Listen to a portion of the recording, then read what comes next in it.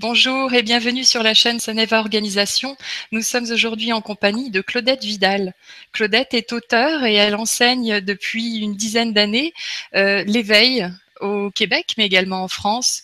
Elle est l'auteure de 2 livres, Chemin d'éveil et Voyage au cœur de soi, publiés aux éditions L'Originel. Merci beaucoup Claudette d'être parmi nous aujourd'hui.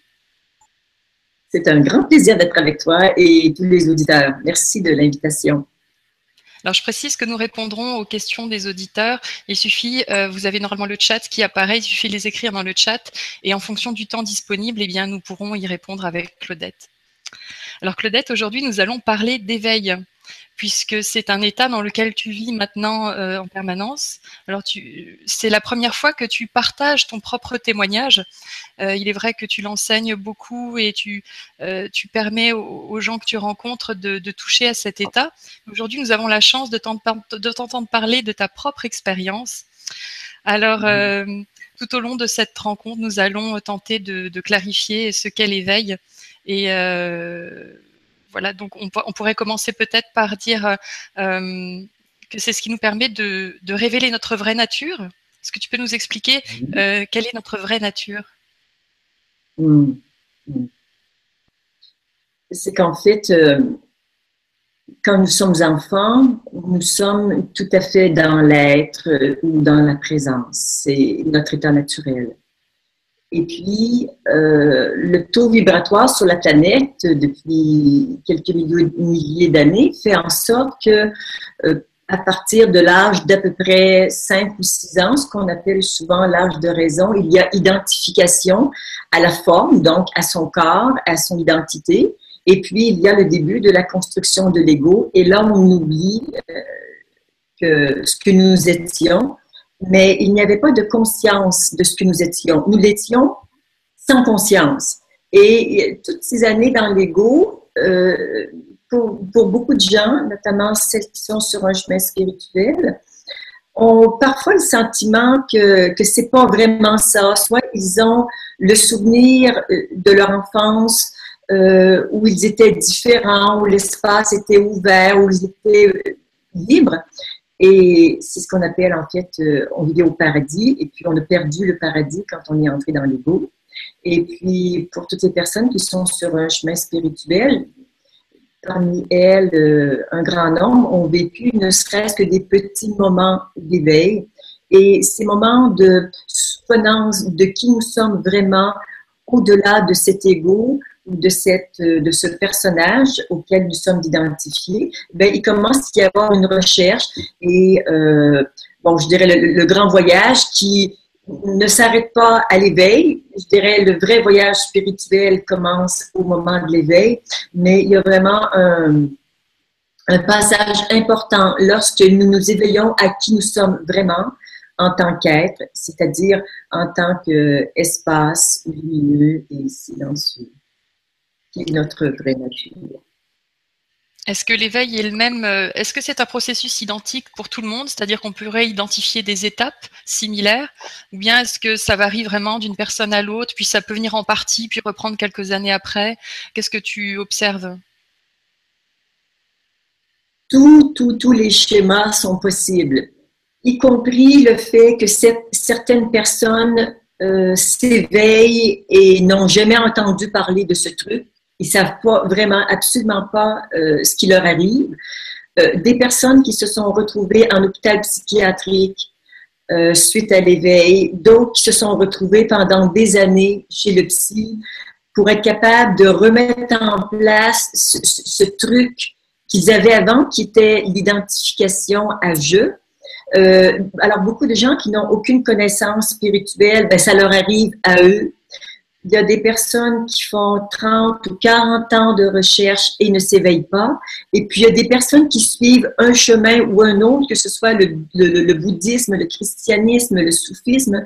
Dans toutes les religions, il y a des personnes qui connaissent l'éveil. Donc, il n'y a pas de chemin précis. Je pense qu'il y a autant de chemins d'éveil qu'il y a de personnes qui s'éveillent. Et ce que je peux observer, c'est que nous sommes vraiment à une ère de l'information et que les gens ont accès à beaucoup d'informations et même aller en Inde, c'est devenu quelque chose de très, très facile. Alors, chacun peut découvrir son propre chemin d'éveil sans forcément suivre celui qui nous est proposé par certains courants religieux. Alors, en l'occurrence, comment est-ce que ça s'est déroulé pour toi? Ça a commencé à l'âge de 8 ans, hein, cet appel intérieur. Est-ce que tu peux nous raconter? Ouais, ouais, ouais. C'est toujours un beau moment pour moi de me rappeler cet état de piété dans lequel j'étais alors que j'ai 8 ans. Je suis à l'église et comme beaucoup d'enfants à l'église, j'y comprends pas grand-chose et parfois je m'ennuie. Mais j'ai vraiment un souvenir très clair de cette question qui surgit en moi. Et cette question, c'est: seras-tu prête à tout quitter un jour pour me suivre? Je sais juste que cette question, elle arrive en moi et avec toute l'intensité et toute la ferveur dont je suis capable, je dis oui, mais je prends un engagement vraiment sincère, mais je ne sais absolument pas de quoi il s'agit. Mais cet engagement est toujours resté en moi. Et je me rappelle que vers l'âge de 13 ou 14 ans, j'ai une tante qui s'en va au Paraguay comme missionnaire religieuse. Et je me dis, ben, peut-être qu'un jour, moi, j'irai comme missionnaire, peut-être que j'entrerai chez les religieuses. Bon, et ben, ça ne s'est pas fait. Puis, bon, bref, 20 ans, 23 ans, je me suis mariée, j'ai travaillé, j'ai eu des boutiques. Donc, mes parents étaient commerçants, donc comme eux, j'ai acheté leur commerce. Et puis, j'ai eu beaucoup de commerce. Et puis, bon, ben, ça s'est mis dans un coin de moi jusqu'à ce qu'un jour, je rencontre une personne qui réveille cette promesse que je m'étais faite de tout quitter un jour pour le suivre. On pourrait dire c'est le Christ, on pourrait dire c'est Dieu, on pourrait dire c'est la voix intérieure de mon être, qu'importe quelle dénomination on lui donne. Mais la rencontre avec cette personne a été pour moi l'occasion de ce que j'appellerais plutôt un réveil. Alors, on a été 10 ans ensemble, ça a été mon compagnon, donc ça a été une partie importante de mon chemin spirituel. Mais au bout de 10 ans, il était évident que je devais continuer mon chemin seul et autrement. Et c'est après, ce qui a été une rupture amoureuse également, que j'ai entendu parler de Gangaji. Et j'ai d'abord vu quelques vidéos de Gangaji et je me souviens d'avoir été vraiment interpellée par d'où partaient ces mots. Je la regardais parler plus que je ne l'écoutais parce que mon anglais n'est pas très très bon, donc je ne comprenais pas beaucoup ce qu'elle disait, mais je savais que ces mots partaient du silence et je ne le disais pas de cette façon-là à l'époque. Juste, j'étais fascinée lorsque je la regardais et je savais au fond de moi que je devais la rencontrer. Ça a été aussi simple que ça. Alors, après avoir regardé quelques vidéos et après avoir lu son livre The Diamond in Your Pocket, ce livre, je lisais les mots de Gangaji et j'avais l'impression que c'était mes mots qu'elle disait, qu'elle les avait pris dans mon cœur et dans ma bouche, que c'était ça la vérité, qu'il y avait une telle résonance que, bon voilà, c'est devenu incontournable que j'aille la rencontrer. Alors, de Québec, je suis partie la rencontrer à Vancouver, où j'ai fait un stage avec elle qui portait sur l'énéagramme, qui m'intéressait finalement assez peu parce que j'enseignais déjà l'énéagramme à l'époque, donc je connaissais un peu la matière, mais je savais juste qu'il fallait que je la rencontre. Et c'est au cours de cette rencontre que, durant la première journée, quelque chose s'est passé en moi, évidemment, bien au-delà des mots, parce qu'elle expliquait les 9 types d'ego dont parle l'énéagramme. Et alors, toujours, je comprenais très peu, mais sa présence agissait en moi avec une telle force, une telle puissance que j'en étais toute retournée. De sorte que je me rappelle que le premier soir, à la fin de la journée, j'ai été très, très malade. Et j'étais devant le lavabo à rendre tout ce qui habitait mon estomac. Et il y avait un miroir au-dessus du lavabo. Et je me suis regardée. Et là, j'ai vu que ce corps pouvait tomber par terre, que moi, je n'allais pas mourir, que je n'étais pas ce corps. Et d'un seul coup, il y a eu vraiment cette révélation et par la désidentification du corps. Et après, je me baladais et je me disais, mais vous pouvez me cribler de balles, je ne peux pas mourir. Ce que je suis n'a rien à voir avec ce corps. Ce que je ne savais pas, c'est que c'était la première de 3 étapes. Le lendemain, on a parlé de mon type dans l'Ennéagramme, et là, j'ai ressenti un très, très, très grand mépris. Et je n'étais que mépris, j'étais le mépris incarné. Et bon, c'est des choses qui appartenaient à mon histoire, et c'est extrêmement, extrêmement désagréable. Et pendant une grande partie de la journée et en soirée, tout ce mépris s'est détendu. C'était vraiment comme un nuage qui est passé en moi. Et ce nuage est passé. Et à nouveau, mon espace est devenu clair et transparent. Et il n'y avait plus de mépris. Et j'ai compris que je pouvais complètement m'identifier à mes émotions et que je savais ce que ça faisait que d'être identifié à ces émotions, de se prendre pour cette chose qui nous traverse finalement. Et au 3e jour, lors du dernier satsang de la journée, Gangaji avait un ton plus solennel et elle nous a dit, je vais vous demander de faire ce que mon maître Papaji m'a demandé de faire et je vais vous demander de stopper le mental. Et quand elle a dit ça, j'ai senti qu'il y avait un ordre qui se donnait à l'intérieur qui était « j'arrête ». Et j'ai arrêté de penser net. Je crois que c'est la première fois que je le faisais de cette façon aussi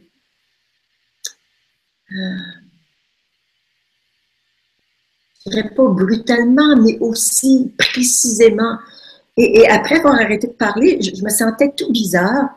Et dans les minutes qui ont suivi, j'ai goûté ce que j'appelle aujourd'hui un vide sidéral. C'est le mot qui est venu à ce moment.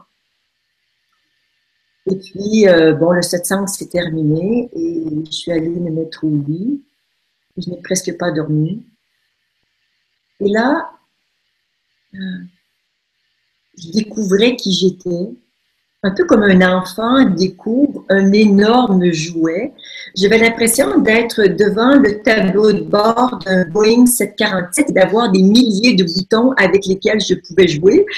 Alors, je jouais avec toutes sortes de boutons, je faisais toutes sortes de voyages, je me transformais. Mais j'ai joué avec je suis, qui est une infinie possibilité. Et j'ai joué à ça.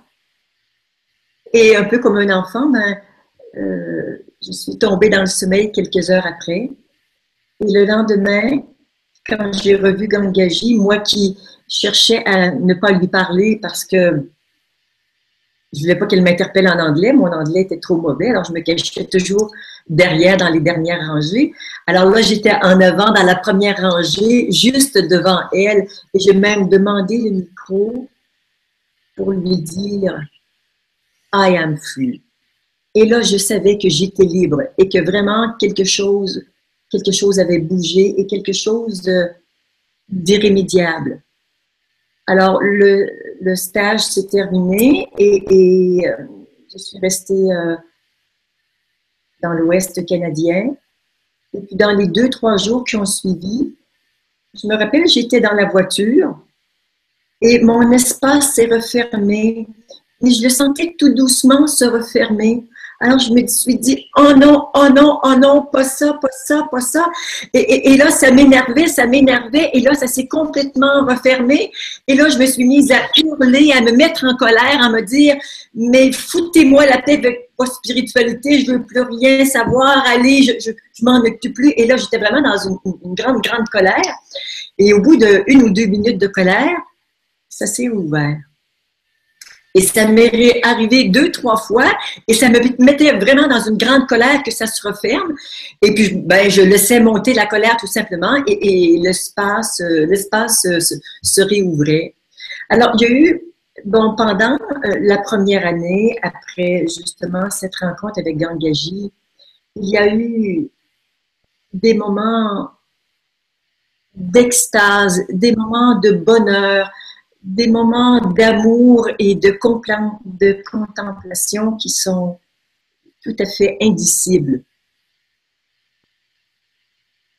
Juste mettre mon attention sur je suis faisait monter des effluves d'amour et de joie dans cette reconnaissance que je suis, comme si je m'étais cherchée depuis si longtemps. Et là, de me retrouver enfin, moi, dans la vérité de qui je suis, ça a duré une année, peut-être même 2, qu'il y a eu beaucoup, beaucoup de bonheur, de joie et d'amour de cette reconnaissance.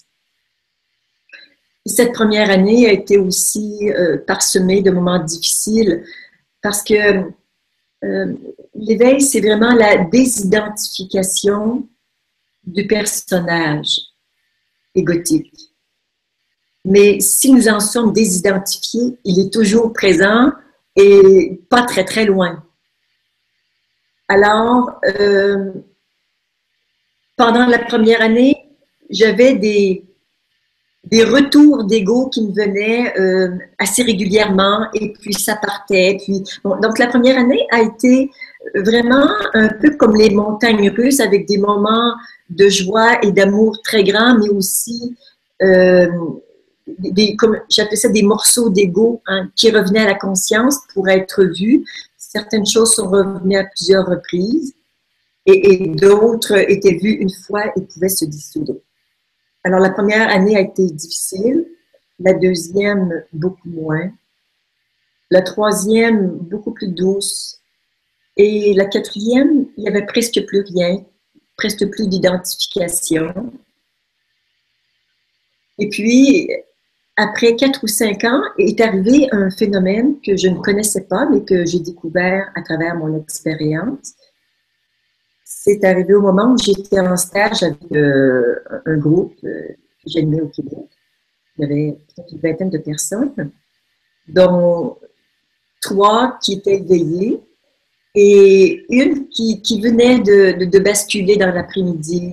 Une petite femme vraiment charmante que j'aimais beaucoup et qui parlait un peu de son éveil avec beaucoup de retenue. Et devant ce spectacle d'une telle beauté, d'entendre ces gens partager leur éveil, j'étais très sensible à ça et mon cœur s'est ouvert et quelque chose a, comme une grande, grande ouverture et des larmes ont coulé pendant très longtemps avec une très forte respiration. Et je ne savais pas ce qui m'arrivait. Et j'avais un participant dans la salle qui a un don de perception, mon ami Étienne, et qui regardait ce qui se passait et qui est venu me dire « L'image que je vois, c'est que tu es un maître réalisé. » Ça m'a beaucoup, beaucoup énervée. J'ai été fort désagréable avec lui parce que je ne veux être le maître de personne. Ces histoires de maître, pour moi, ça me concerne pas. Et ben, je lui ai carrément dit de me foutre la paix avec ces histoires, que ça m'intéressait pas. Et puis, je n'ai pu faire autrement qu'il avait quand même semé une graine en moi. Et bon, j'ai dormi sur ses propos et le lendemain, il y avait le mot réalisation qui scandait en moi presque en permanence comme un mantra. Et je ne savais pas ce que ça voulait dire réalisation. Alors, rentrée chez moi, j'ai fait quelques recherches et je suis tombée sur un livre de Swami Muktananda qui parle de sa réalisation. Et en lisant la description de ce qu'il exprimait, j'ai compris ce que c'était. Et finalement, je dirais aujourd'hui que c'est lorsque tout le personnage égotique a été vu et aimé à la lumière de la conscience et dans l'ouverture du cœur, c'est la réalisation. C'est ce que j'ai compris bon, grâce à mes recherches et aussi grâce aux mots qui sont venus en moi. Et ce que je peux observer aujourd'hui, c'est que chez les gens qui ne sont pas éveillés, il y en a qui ont plus ou moins de conscience. Il y en a des gens qui ne sont pas du tout dans cette conscience, qui cherchent à s'éveiller, donc ils sont vraiment enfermés dans le matériel. Et puis il y a des gens, les gens ont de plus en plus de conscience jusqu'à l'éveil. Et on sait que un éveillé de 6 mois, c'est pas pareil qu'un éveillé de 5 ans ou de 10 ans. Et même après la réalisation, il y a tout un chemin à parcourir. Alors, ce n'est pas un ou l'autre, mais il y a énormément de nuances sur le chemin. Alors, je ne sais pas quelle est la prochaine étape qui m'attend, mais je pourrais dire simplement que je continue mon chemin, qu'il y a encore des choses qui s'ouvrent en moi, et qu'il y a encore des choses que je découvre qui ne font plus forcément partie de l'ego, mais qui sont des mémoires sans doute de vie antérieure et que le chemin spirituel se poursuit. Ce que je peux ajouter aussi, c'est qu'il y a peut-être 3 ou 4 ans, moi qui n'étais pas du tout en lien avec la religion catholique, c'est quelque chose que j'avais quitté assez tôt dans ma vie. Et puis, sans chercher un jour, en écoutant des Ave Maria, j'aimais quand même les Ave Maria, et il y a eu cette énergie mariale qui m'a traversée, et c'est comme si j'ai reçu une initiation de la Vierge et de porter et de m'ouvrir à cette énergie mariale de 3 façons. D'une façon, il y avait on m'a mis comme l'enfant Jésus dans les bras, comme pour accompagner chacun à la maison du Père. Alors, l'enfant Jésus représentait l'humanité ou les personnes de l'humanité qui peuvent être en relation avec moi. Et il y avait aussi Marie, Reine du monde, de me vivre vraiment comme ce que je suis et d'ouvrir cet espace en nous si grand et si beau pour assumer la beauté de qui nous sommes. Et puis la troisième, c'est la Vierge Noire.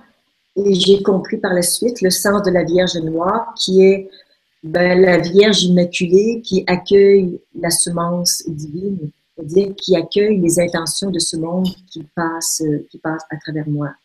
Alors, il y a eu toutes ces ouvertures en regard de la Vierge et plus récemment, quelque chose en lien avec l'amour christique, qui est un amour qui est très différent de l'amour de la Vierge.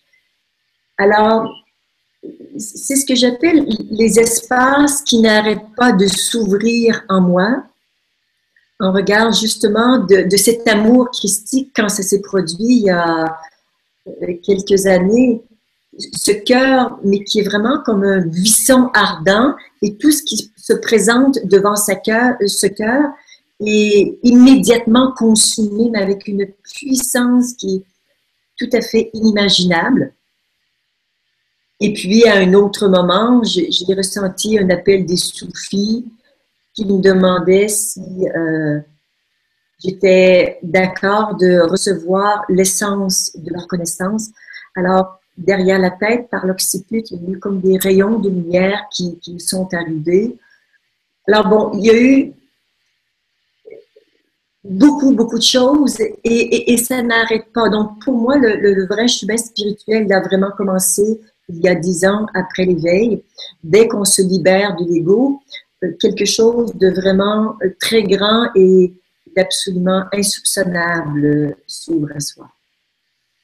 Voilà en quelques mots ce que je peux dire de mon parcours spirituel, qui est en même temps extrêmement beau et que j'ai beaucoup de joie à partager, mais je voudrais aussi dire qu'il y a des moments plus difficiles, qu'il y a des moments de remise en question, que j'ai toujours près de moi une ou deux personnes qui m'aident à comprendre ce qui se passe ou qui m'aident à transmuter ce qui se passe. Donc, ça ne se fait pas tout seul, vraiment pas. Ça demande vraiment de l'attention, de la vigilance et vraiment un goût profond pour rester dans la vérité et s'ouvrir de plus en plus. Et je sais que c'est infini. Merci Claudette. J'aimerais qu'on parle de la période du renoncement, puisqu'avant de toucher cet état de grâce, il y a eu vraiment de nombreuses années de renoncement. Alors, je t'écoute. Oui, c'est vrai. Si tu es d'accord pour en parler, bien sûr. Oui, j'oublie souvent de parler du renoncement, mais c'est vrai que c'est une partie importante.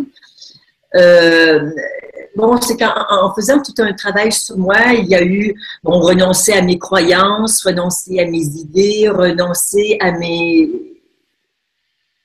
identités.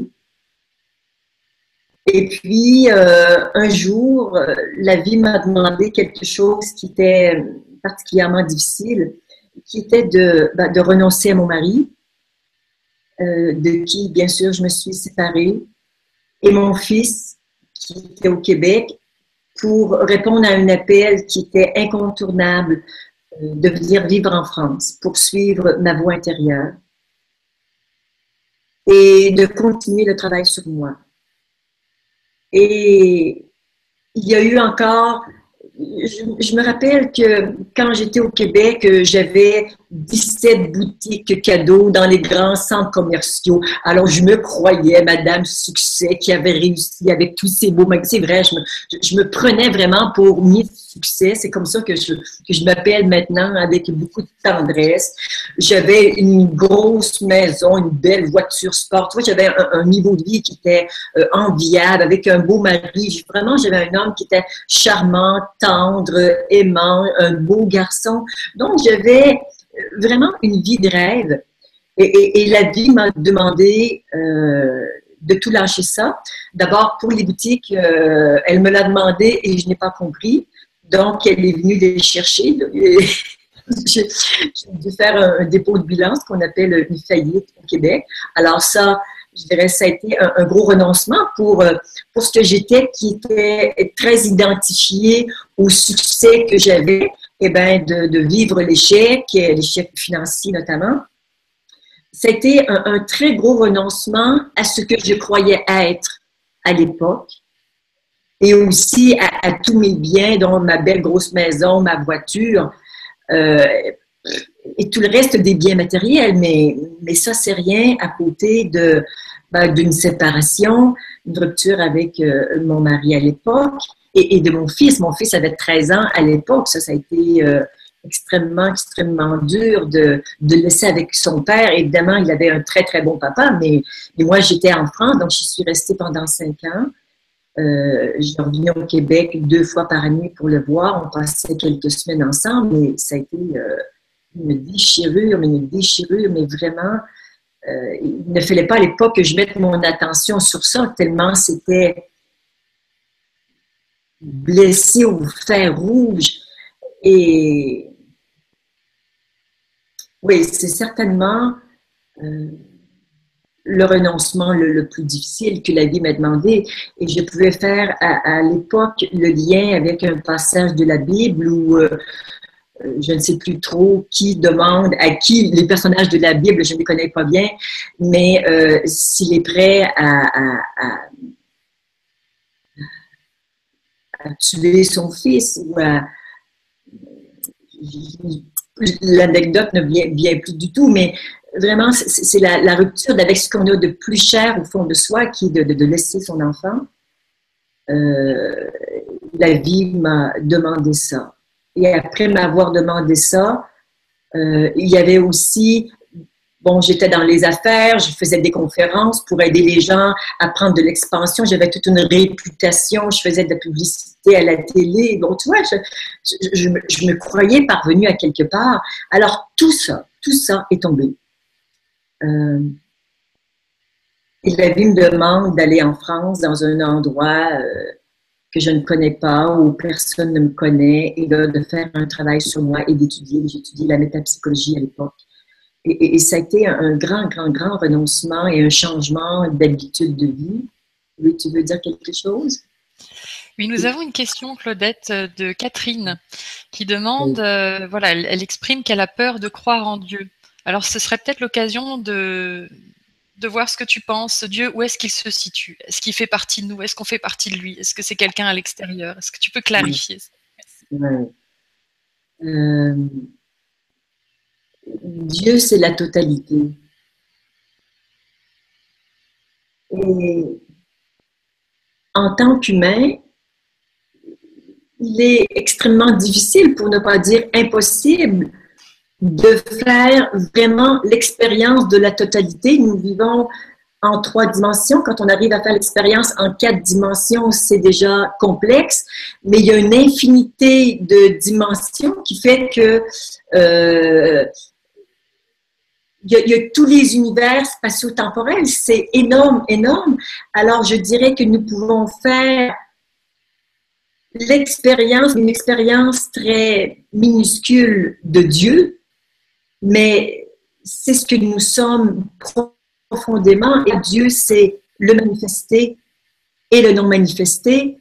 Et dans cette forme qui s'appelle Claudette, d'être capable de vraiment ressentir tout ça en même temps et en conscience, je n'y arrive pas, mais ces ouvertures me permettent de toucher de plus en plus à des parts du divin, mais on ne fait que toucher à des parts de Dieu. Donc nous sommes des minuscules parties de Dieu.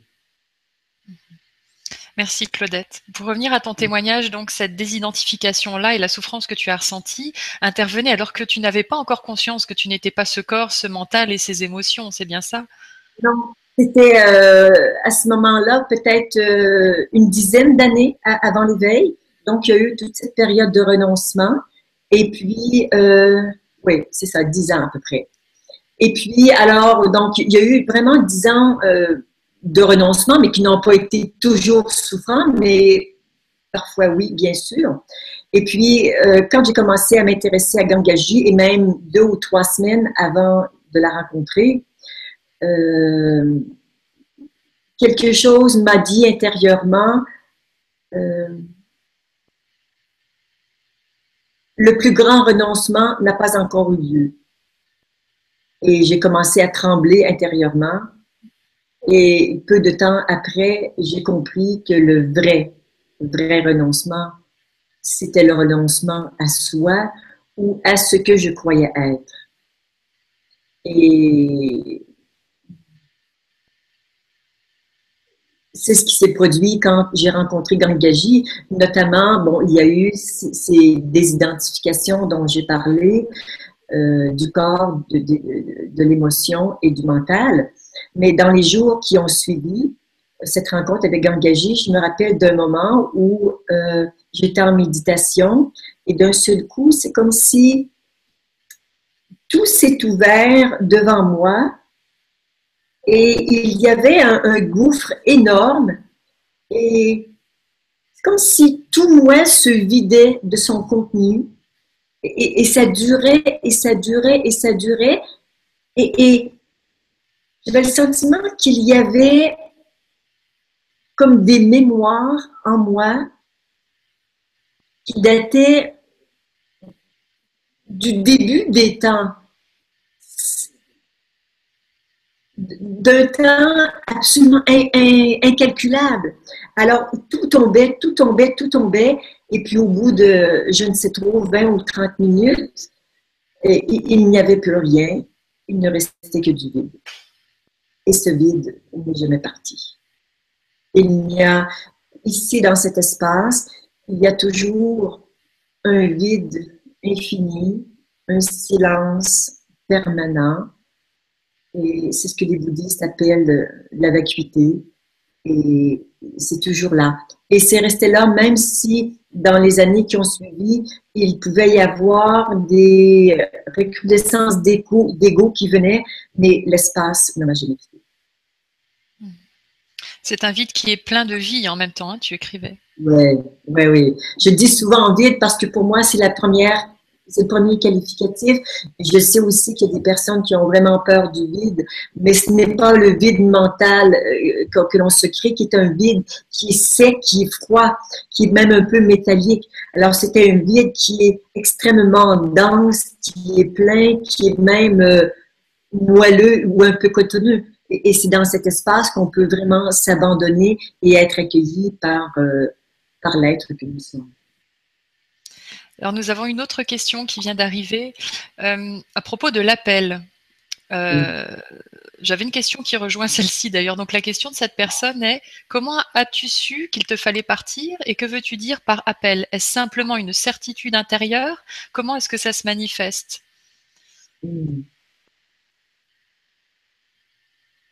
Oui, moi, je suis plutôt, il y a des gens qui voient, moi, je suis plutôt clairaudient et ça parle à l'intérieur de moi. Et je savais, donc, l'homme avec qui j'étais offrait une grande formation et j'hésitais beaucoup pour partir suivre cette formation.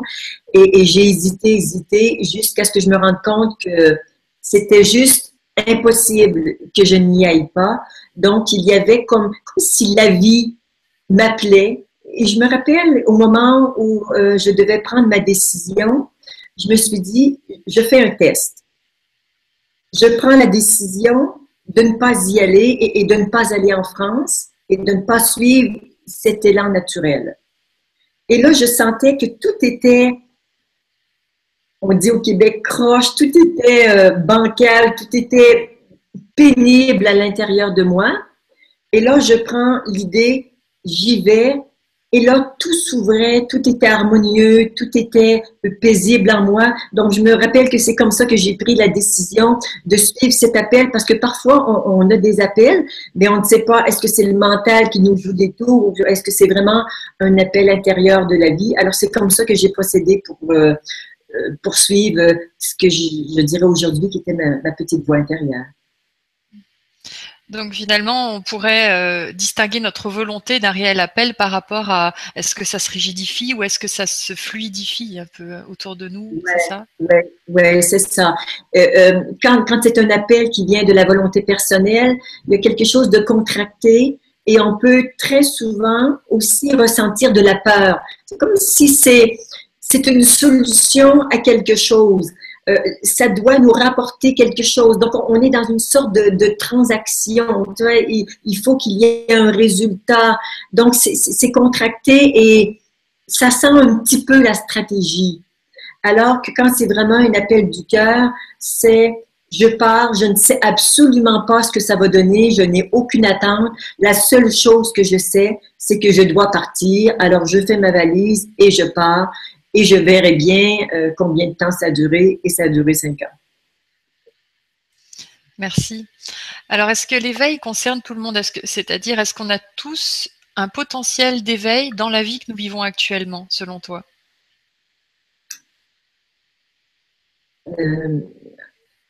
En fait, on ne pourrait pas parler d'un potentiel d'éveil. Tout le monde est éveillé. Tout le monde est je suis. Simplement, certains en sont conscients et d'autres pas.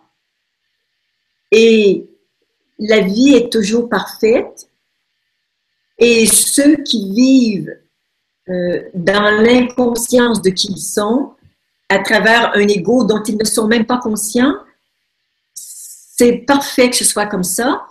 Et il y a d'autres personnes qui aspirent justement à se libérer de cet ego et à de retrouver qui ils sont. Mais ici, il y a je suis, et c'est la même chose pour tous, mais ce je suis chez la majorité des gens est identifié au corps et au mental. C'est ce qui fait que la personne se prend pour son personnage. Et quand il y a des identifications, la conscience redevient libre et il y a distinction entre ce que je suis et ce que j'expérimente. Donc, c'est cette distinction essentielle que l'on fait quand on est désidentifié, c'est de voir ce que je suis est une chose et que ce que j'expérimente est vraiment d'une autre nature. Ce que je suis est non manifesté, ce que j'expérimente est dans la manifestation. Donc, je dirais que tout le monde peut s'éveiller, évidemment. Pour certains, ça va prendre plus de vie parce que la conscience de certaines personnes n'est pas encore suffisamment mature pour aspirer à cette liberté profonde, à cette vérité à propos de soi. D'où l'idée en fait de réveil plutôt que d'éveil, comme tu le disais justement tout à l'heure. Oui, c'est ça. Le réveil, c'est vraiment ce qui nous met en chemin. Alors, je pourrais l'expliquer en disant que avec l'ego, c'est comme si on s'éloigne de soi. Alors, on s'éloigne de plus en plus. Et quand il y a le réveil, c'est comme si on prend le chemin du retour à la maison. Et un jour, ce retour à la maison est ponctué de rentrer à la maison et de retourner pour continuer son chemin jusqu'à ce qu'on rentre à la maison définitivement. C'est ce qui s'appelle en fait l'éveil. Donc, la plupart des gens sont encore sur ce chemin qui les éloigne d'eux et un jour, ils vont retourner vers eux-mêmes, dans la vérité de qui ils sont. Alors, c'est intéressant que tu parles de retour à la maison parce que j'ai la sensation que pour beaucoup, en fait, le retour à la maison, c'est dans un ailleurs ou dans un au-dessus ou dans une autre vie. Mais finalement, c'est là. Ouais, c'est juste. Ouais. Et en même temps, tu vois, on parle de ce chemin et là, on va parler d'un chemin progressif hein, parce qu'il y a des pas à faire de désidentification, de renoncement et de tout ça. Et ça existe bien dans la temporalité. Mais il y a aussi quelque chose d'intemporel qui est toujours là. Et à chaque instant, on peut toujours partir de l'identification à son personnage et hop, revenir ici et maintenant. Je suis conscience intemporelle qui observe l'expérience que je suis en train de vivre. Alors, il n'est pas toujours facile, mais relativement, de quitter l'expérience que nous vivons pour arriver dans la conscience de qui nous sommes. Et les gens le font naturellement. Parfois, une personne est beaucoup profondément, presque totalement dans la souffrance.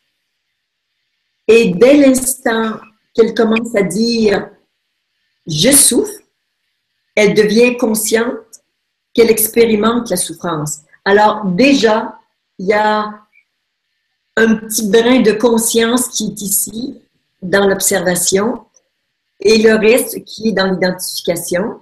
Et plus on est capable de rapatrier la conscience dans ce que nous sommes, plus on sort de l'expérience et plus on peut agir sur l'expérience qu'on est en train de vivre. Parce que quand on est totalement identifié à l'expérience, il n'est pas possible de faire quoi que ce soit. Il faut vraiment en sortir pour être capable d'agir sur l'expérience que nous vivons.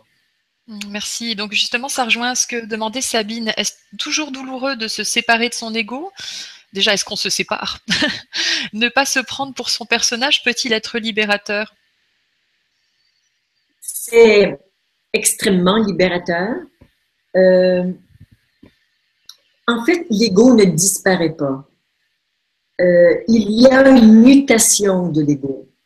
L'ego que j'aime bien appeler l'ego première génération, c'est un ego séparé, volontaire, ou plaignard, ou victime, mais un ego souvent contrôlant.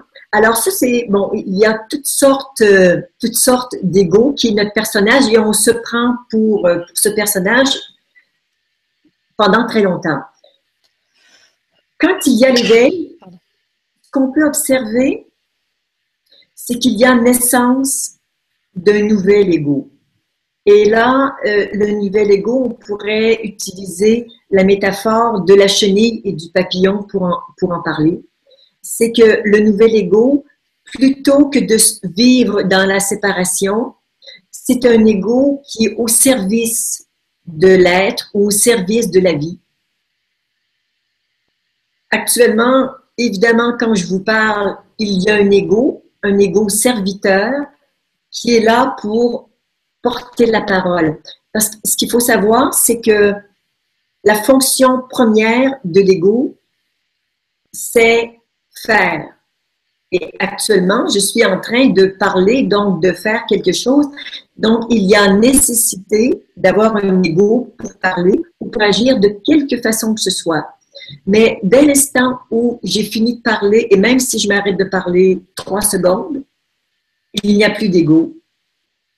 Et l'ego revient uniquement pour agir. Alors que l'ancien ego, il est cristallisé et il est toujours présent et nous, on se sent enfermé dans cet ego. Alors, il ne disparaît pas, sauf bien sûr quand nous sommes en méditation. Il n'y a pas d'ego parce qu'il n'y a que le silence, il n'y a pas de faire en méditation, il y a juste l'observation, la reconnaissance de ce que je suis. Donc, quand il n'y a pas d'action, il n'y a pas d'ego. Et ce que j'ai observé pendant les 5 premières années, c'est qu'il y a parfois des morceaux de l'ancien ego qui venaient, parfois le nouvel ego qui entre et sort. C'est comme un prolongement, un peu comme un télescope qui entre et sort au besoin. Et puis, en méditation ou en silence, il n'y a pas d'ego. Alors, ça m'a bien posé problème quand j'ai écrit Chemin d'éveil pour comprendre ce qui se passait en moi et prendre le temps de vraiment d'observer et de voir qu'il y avait tout ça qui est possible chez tous les êtres humains. Donc, bref, on ne se débarrasse pas de l'ego et il n'y a, je dirais, que l'ego qui peut vouloir se débarrasser de quelque chose. Et je trouve que juste dans ce mot, se débarrasser, il y a quelque chose de très, très violent et on ne se sépare pas de son ego.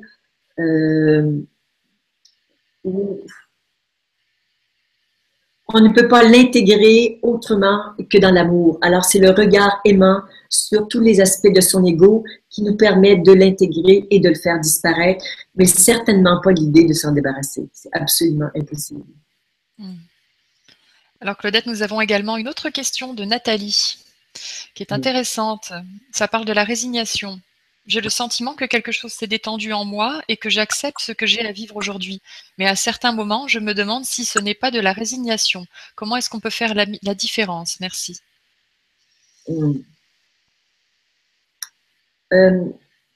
Le sens que moi je mets à résignation, c'est lâcher prise, mais un peu par dépit.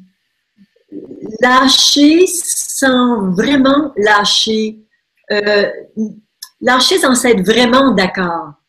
Alors que quand on lâche prise, eh bien, on lâche prise totalement. Mais ce qu'il faut savoir, c'est que le lâcher prise total n'arrive pas tout d'un coup. Alors, je pourrais dire que sur certains points, cette Nathalie peut avoir lâché prise véritablement sur certains aspects. Et puis, il y a d'autres aspects que ce n'est pas vraiment lâcher prise, mais c'est plutôt de la résignation. Et là, elle doit peut-être devoir mettre de la conscience sur cet état de résignation et voir que ça goûte différent. Ça goûte différent et quand on se sent résigné, d'aller voir vraiment en dessous, je dirais souvent profondément, il y a quelque chose qui n'est pas encore d'accord de lâcher. Et donc, il y a vraiment lâcher prise quand on va aller vraiment dans les profondeurs de ce faux lâcher prise qui s'appelle plutôt résignation. Alors, lorsqu'on est éveillé, est-ce que ça nous permet d'être plus créateur de sa vie? Comment est-ce que tu ressens ça? L'aspect création. Il y a un phénomène que j'observe, c'est en même temps que je me sens être créé, que je me sens être agi, que je me sens parler. Tu vois, quand je te le dis, ça parle à travers moi.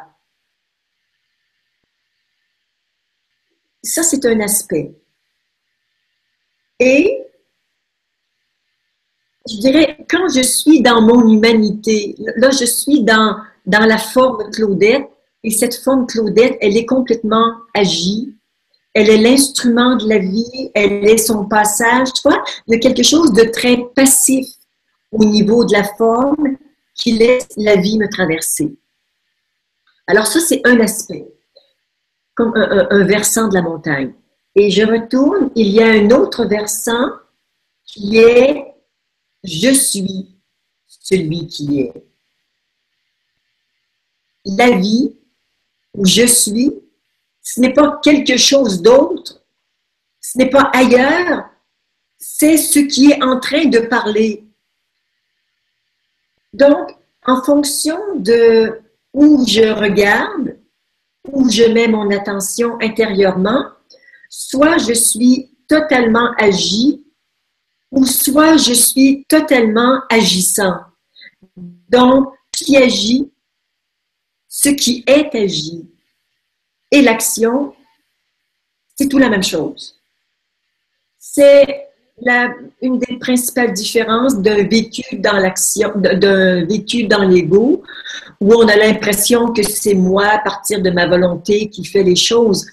Mais dans la dualité, soit c'est moi, ou on réfute notre responsabilité, soit ce n'est pas moi. C'est la caractéristique du vécu dans la dualité. Mais vivre dans l'unité, je me rends compte que je suis ce qui parle, ce qui est parlé, et je suis la parole, je suis tout ce qui est ici et maintenant. Donc je suis ce qu'on considère comme positif et je suis ce qu'on considère comme négatif également. Je suis la souffrance, je suis la beauté. Oui, tout à fait, tout à fait, tout à fait. Si je regarde, s'il y a de la souffrance en moi, je suis aussi cette souffrance.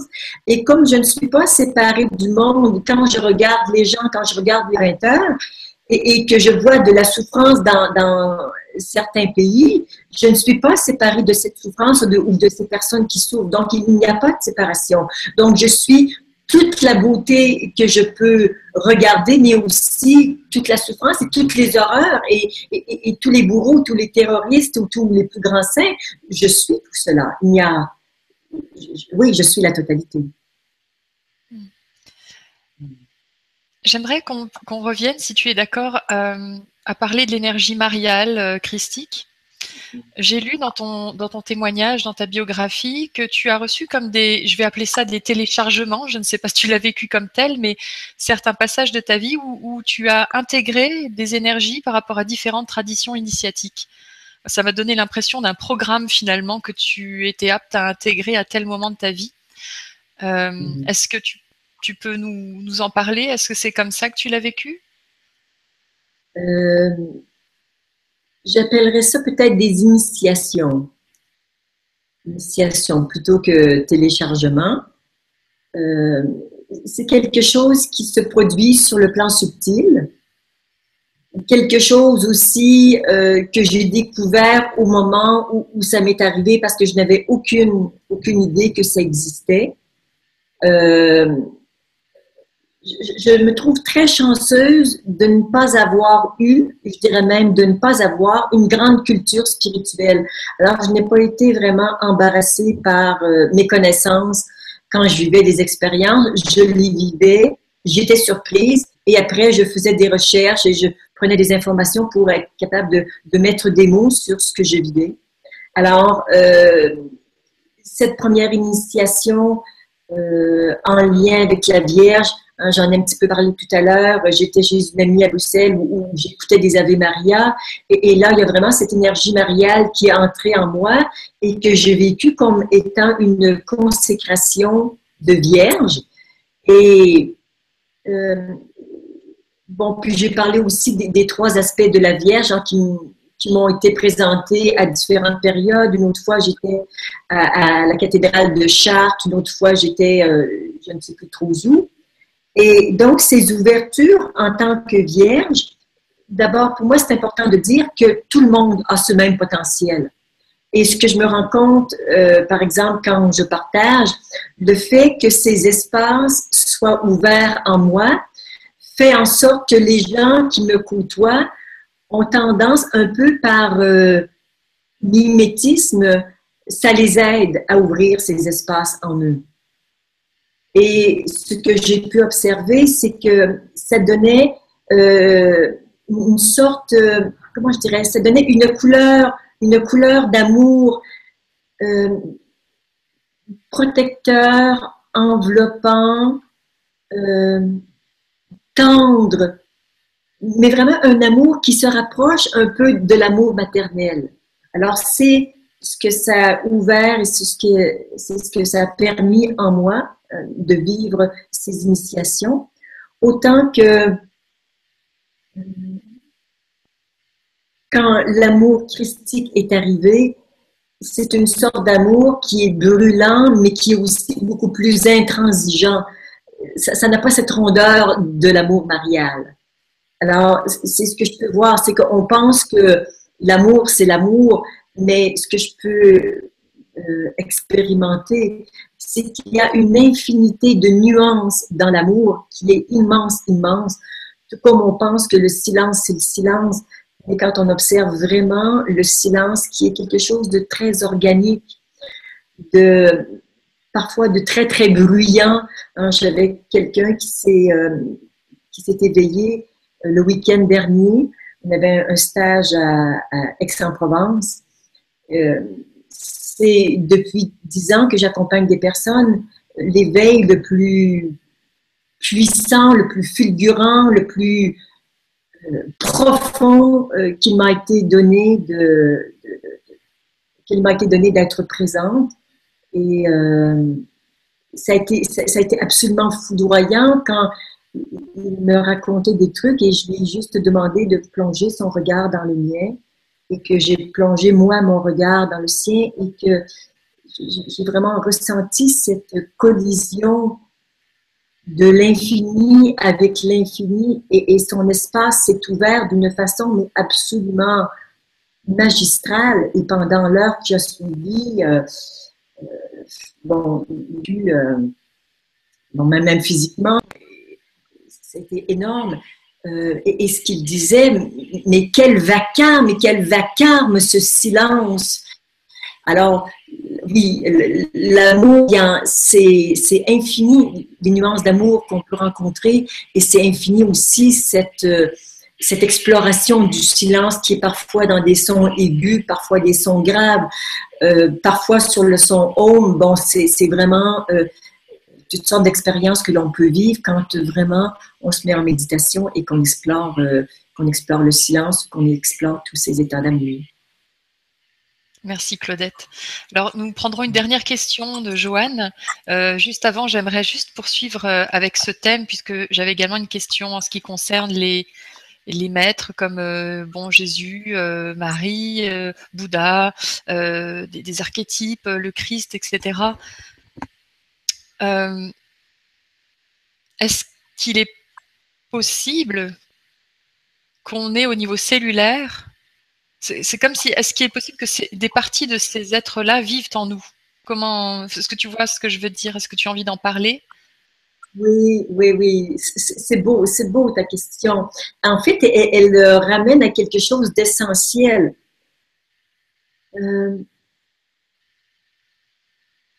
Ce je suis que nous sommes est rien, pouvant être tout. Rien, on a vite fait le tour. Mais être tout, c'est immense, immense les expériences que nous pouvons faire en tant que tout. Et de vraiment ressentir, mais c'est beaucoup plus que ressentir. Moi, ces initiations christiques que j'ai vécues, ou des soufis, ou de grands rabbins, quand ces énergies me traversent, c'est que, d'une part, ce n'est pas quelque chose qui m'est donné, c'est quelque chose que j'ai déjà. Nous avons tout en nous.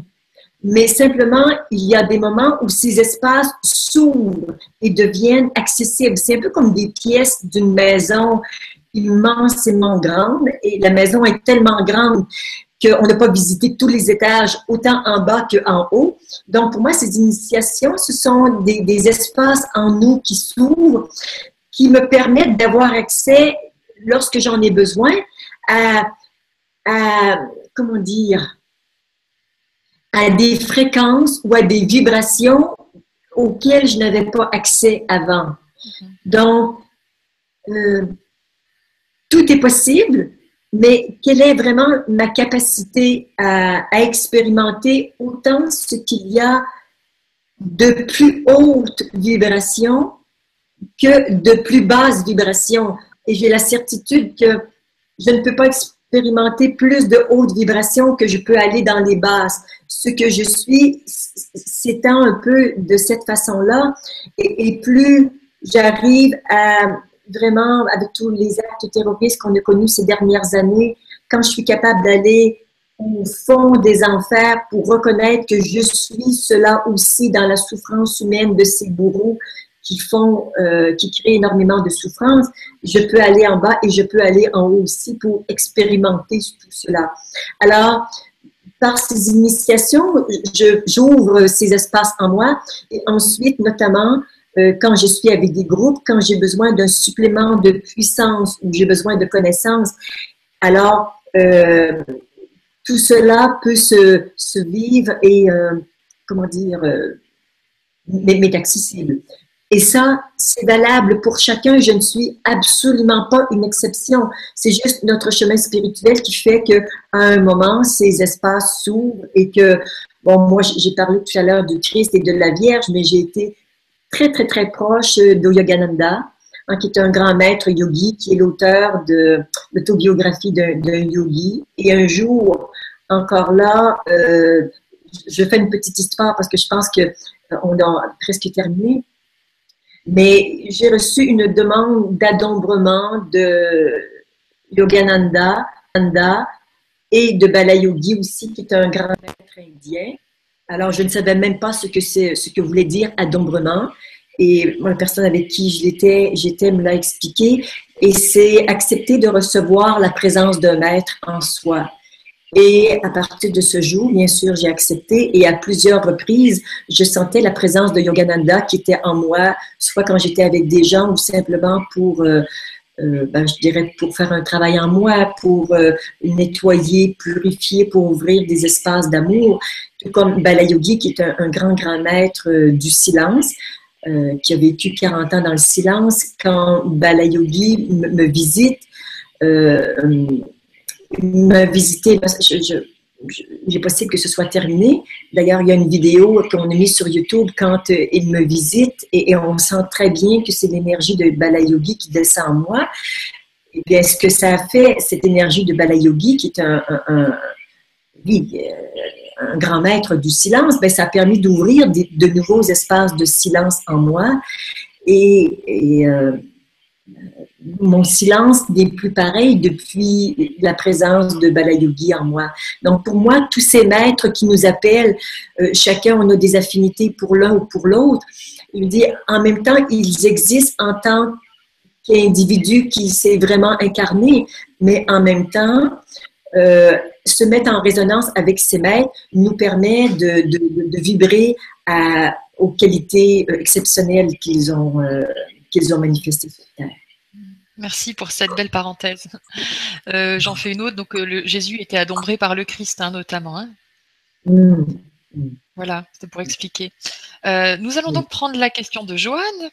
Joanne dit « Bonjour Claudette, je navigue depuis quelques mois entre des moments d'éveil, de présence et aussi entre des intensités émotives. Ce va-et-vient est assez difficile. As-tu un conseil pour les soubresauts de l'ego qui a peur de... »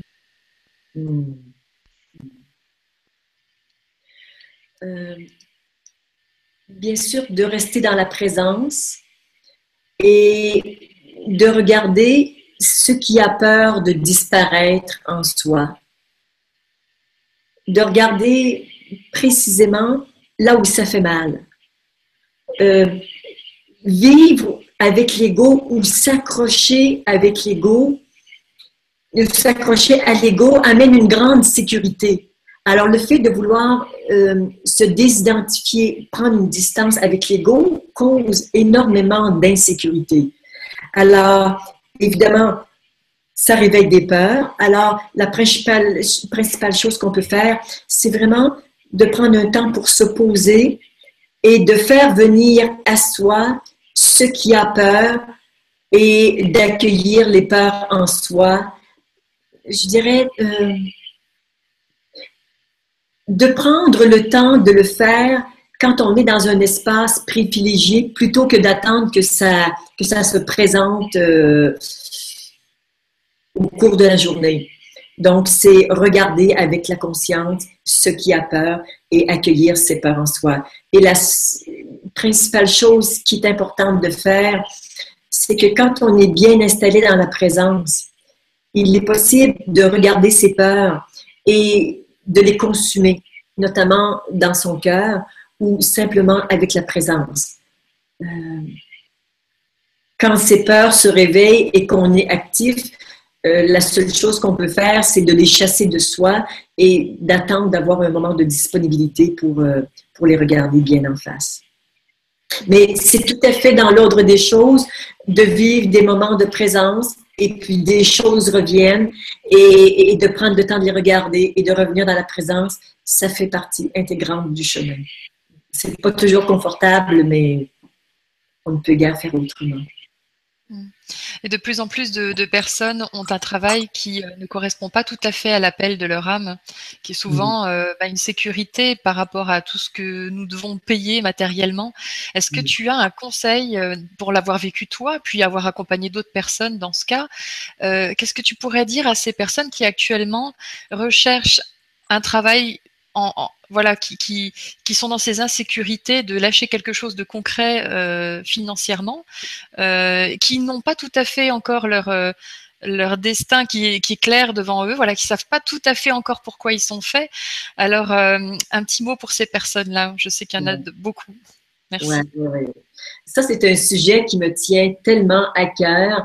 Il y a un mot qui s'appelle le fatum de l'âme. Le fatum de l'âme, qu'est-ce que c'est? Le fatum, c'est un peu comme un germe qu'il y a dans notre âme, qui est l'aspiration la plus importante de notre âme. C'est en fait la finalité de notre âme. Notre âme, c'est de la manifestation. L'être n'est pas manifesté, mais l'âme est dans la manifestation. Et l'âme aspire bien sûr à vivre l'union mystique, mais aussi à se réaliser d'une façon qui est tout à fait personnelle, singulière. Et de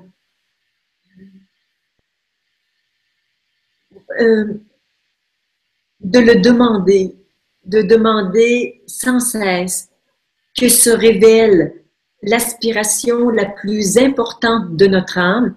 Je le vois parfois, c'est un peu comme un diamant, mais qui est tout empoussiéré et parfois même qui est couvert, tu vois, qui n'est pas vraiment accessible. Alors, on doit un peu comme nettoyer tout ça pour aller trouver ce joyau. Et quand ce joyau est libre et qu'il est prêt à rayonner, ça devient beaucoup plus facile de trouver une activité professionnelle qui va être en lien avec justement les aspirations profondes de notre âme. Mais alors, c'est plus un travail de nettoyage qui est à faire. En attendant, il faut savoir que le travail alimentaire nous permet de s'occuper de la survie du corps, ce qui est déjà bien. Mais bien sûr, nous aspirons tous à vraiment toucher ce qui est le plus important pour nous et en même temps, quand on fait ça, on est en état de grâce. Et on a tous une activité professionnelle qui fait que il y a des musiciens, il y a des amis musiciens que quand ils jouent de la musique, ils sont en état de grâce. Les médecins, c'est pareil. Et moi, c'est quand je partage que quelque chose en moi se déploie de particulier. Alors, juste savoir qu'il y a un travail de purification, de nettoyage de ce qui recouvre ce joyau, mais de continuer de rechercher et de demander à la vie et la puissance des intentions nous aide énormément à toucher en nous ce qu'il y a de plus beau et voire même de sacré. Merci beaucoup, Claudette. Alors, tu as une grosse embrassade de la part de Dominique Delville. Et puis de Joanne Labrie également, qui te trouve très inspirante. Merci Joanne, merci Dominique et toutes les autres personnes qui sont en ligne. Alors, les gens qui souhaiteraient avoir des informations sur Claudette, excuse-moi, j'ai un écho, hein, je sais pas. Donc, ton site internet, c'est éveilspirituel.net. On peut suivre tes activités au Québec, en France et découvrir plein de vidéos également. Et moi, quant à moi, je vous retrouve avec le 9 juin pour une conférence web gratuite à midi. Merci beaucoup pour votre présence à toutes et à tous. Est-ce que tu souhaitais ajouter un petit mot, Claudette? Oui, juste te remercier pour ce partage, pour cet échange. C'était vraiment un bonheur pour moi de partager ça avec toi. Et si ces paroles peuvent être une source d'inspiration pour accompagner le retour à la maison de quelques personnes, vraiment, j'en serais profondément ravie. Merci. C'était un vrai plaisir en tout cas. Je vous souhaite une très bonne journée à tous. À bientôt. Merci. Au revoir.